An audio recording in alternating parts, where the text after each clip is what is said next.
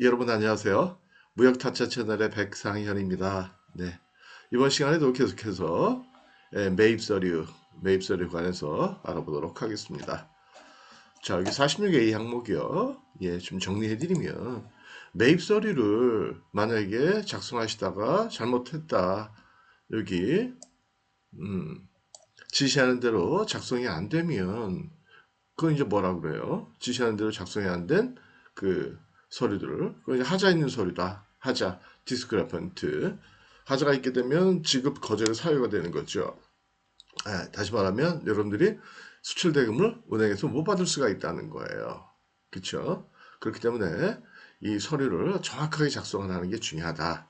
따라서 아, 지급 거절을 방지할 수 있는 서류 작성 및 지시하는 방법은 첫 번째가 뭐예요? 첫 번째가 요구하는 서류들을 다 제시를 해야 돼요. 예를 들면 이렇게 signed commercial invoice, 그 다음에 뭐 packing list, 그 다음에 여기 BL, 그 다음에 보험증권 이런 식으로 쭉 이제 제시를 해야 되고, 그 다음에 이제 원본 사본 구분을 잘해야 된다고 그랬어요. 그렇죠? 그래서 예를 들면 트리플리케이트 그러면 원본 세 번인데 세 번인데 인보이스 같은 경우에는 원본 하나, 4번 둘 이렇게 하면 되고, 근데 BL 같은 경우에 BL이나 보험증권은 요구하는 원본 부수대로 풀셋 그러면 세부, 보험증권 풀셋 그러면 그거는 원본 두부, 원본 세부 이런 식으로 이제 제시를 해야 된다는 거죠.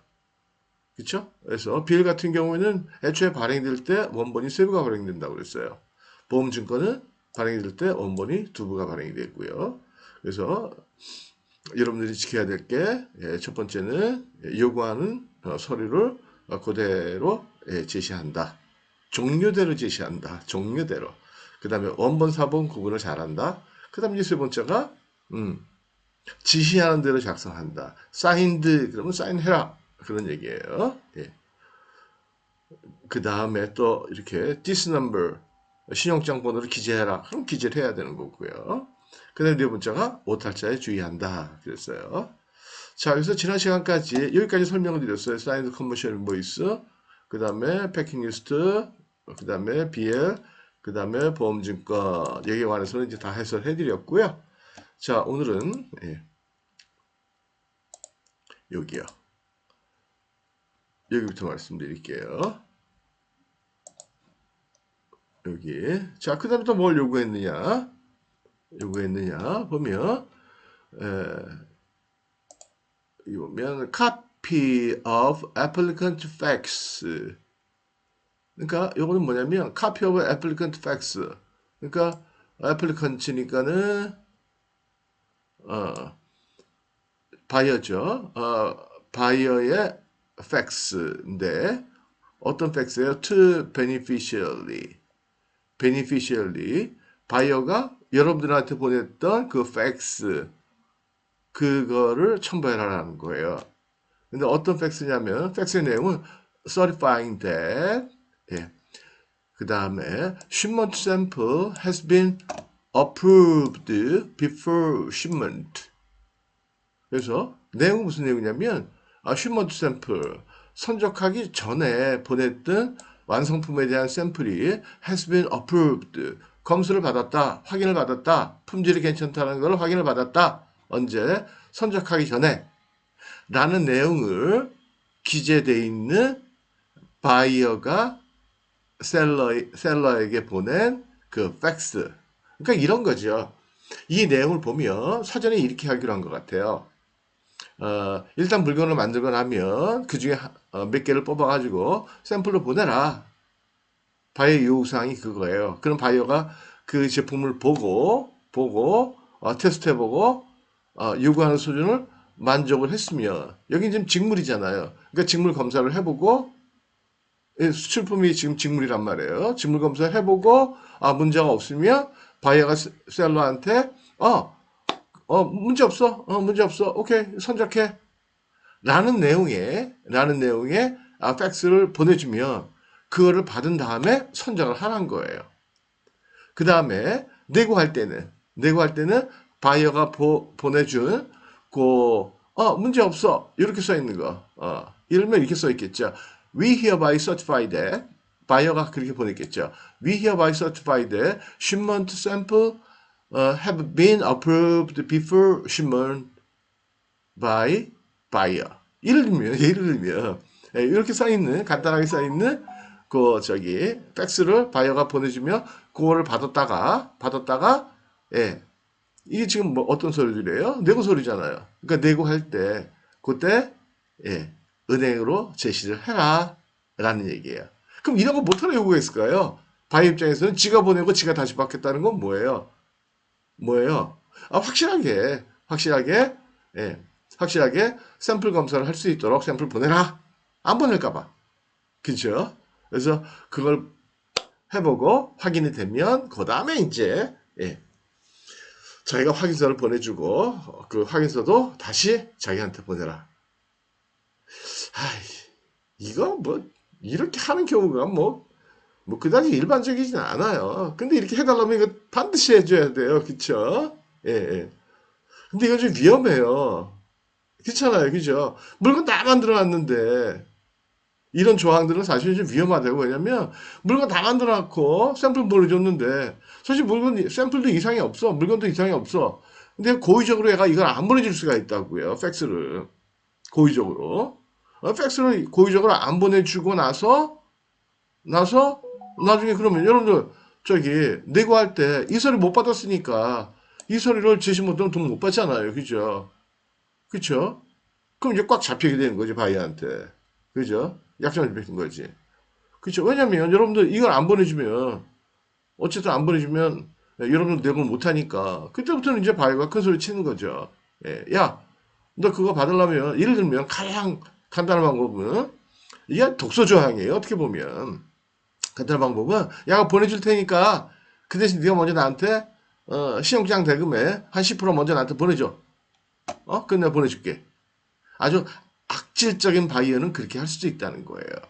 그래서 이런 것들은 제가 봤을 때는 이건 굉장히 독소 조항이에요. 그래서 이런 내용이 있으면 신용장 받자마자 이거 빨리 빼달라고 그래야 돼요. 예. 그쵸? 예. 제가 볼 땐 그래요. 제가 볼 땐 이거 굉장히 위험해요, 이거는. 예. 자, 그 다음에 또 보세요. 또 있어요. 이건 뭐 다른 거겠다.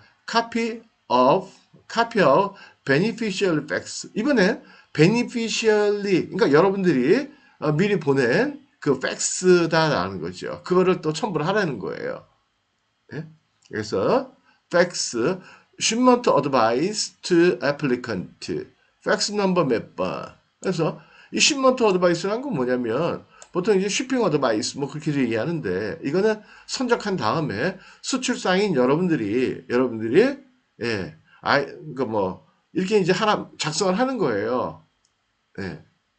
뭐라고? 제목은 shipment advice to applicant 이렇게 해가지고는 그 다음에 이제 여러분들이 중요한 내용을 쓰시면 돼요. 예를 들어가지고 뭐 대상품 목은 뭐다, LC 넘버는 몇 번이었다, 그 다음에 BL 넘버는 뭐다 라는 걸 이제 쭉 써요. 여기에 뭐뭐 쓰라는 건 안 돼 있으니까 예. 써가지고 그거를 팩스로 보내라는 거예요. 이 번호로 팩스를 보내고 그 다음에 그 팩스를 내고할 때 첨부를 하라는 거예요. Copy of beneficial fax 요를 예, 첨부해라는 거죠. 예. 그래서 뭐에 대한 그 내용은 뭐예요? shipment advice를 여러분한테 그러니까 지시사항 그거예요. 이렇게 얘기를 하는 거예요. 너 선적하고 난 다음에 나한테 shipment advice 해가지고 선적한 내용의 중요한 내용들 이런 것들을 써가지고 팩스로 보내. 예, 팩스로 보내. 팩스 넘버 몇 번이야? 예, 이렇게 써가지고 보내라는 거죠.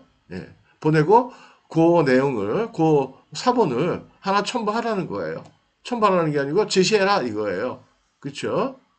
그 다음에 dated on or before shipment. 그러니까 선적 전에 보내라는 얘기예요.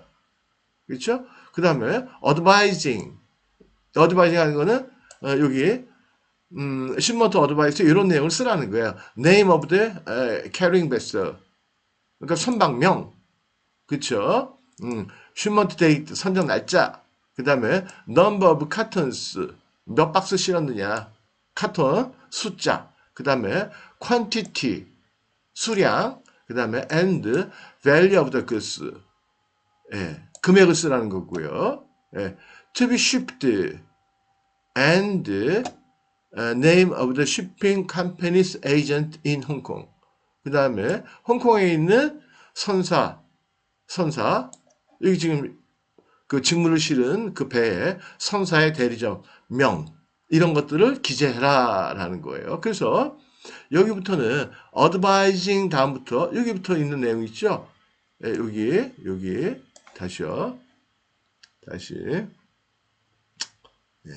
지우고 어떤 내용을 기재하라는 거냐면 제목은 쇼핑 어드바이스라고 예, 기재하고요. 그 밑에다가 1번 해가지고 예를 들면 1번 해가지고 name of the carrying vessel, shipment date, number of cartons, 그 다음에 quantity and value of the goods to be shipped.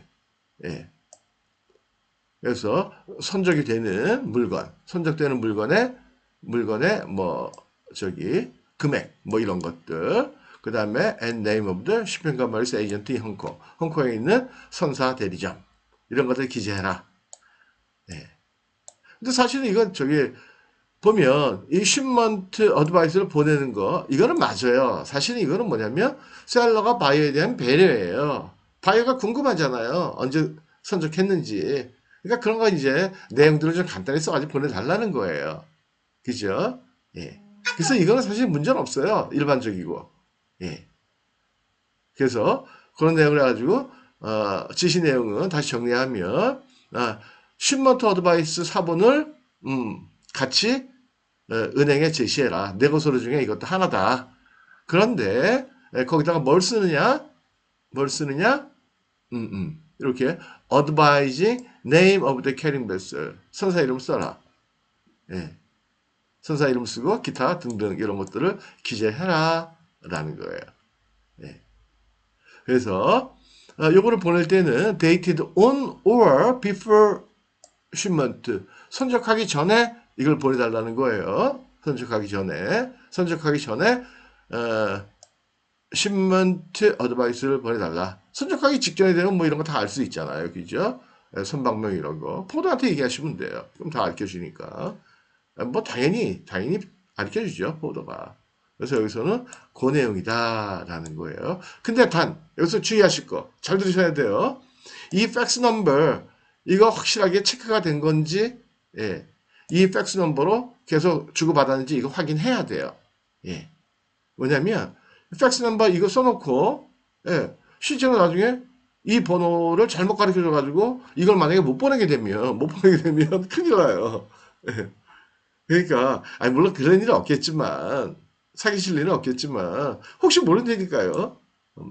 저희도 옛날에 그런 적 있었어요. 예, 처음 이제 사업 시작할 때 그때 베트남 수출권이었었는데 그때 이제 텔렉스라는 게 있었거든요. 텔렉스도 번호가 있어야 보내거든요. 예. 근데 텔렉스를 보내래. 근데 텔렉스 번호 써있지도 않았어요. 근데 신경 안 썼지. 그냥 대충 봤으니까. 나중에 이제 선적하기 전에 텔렉스 보내려고 딱 그랬더니 이런 내용들을 shipment advice를 텔렉스를 이렇게 좀 보내달라는데 보니까 텔렉스 번호가 없더라고. 그때 확인해 보니까. 그러니까 우리도 잘못한 거죠. 미리미리 확인했어야 되는데. 그러니까 여러분들 그래서 미리미리 확인해 보시라는 거예요. 그때는 아예 안 가르쳐 준 거고 이건 가르쳐 줬지만 혹시 일부러 잘못 가르쳐 줄 수도 있는 거고.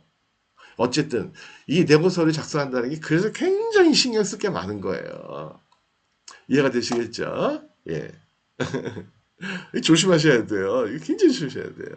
예. 자, 그러면, 오늘은 여기까지 하도록 하겠습니다. 네, 감사합니다. 마치도록 하겠습니다. 네.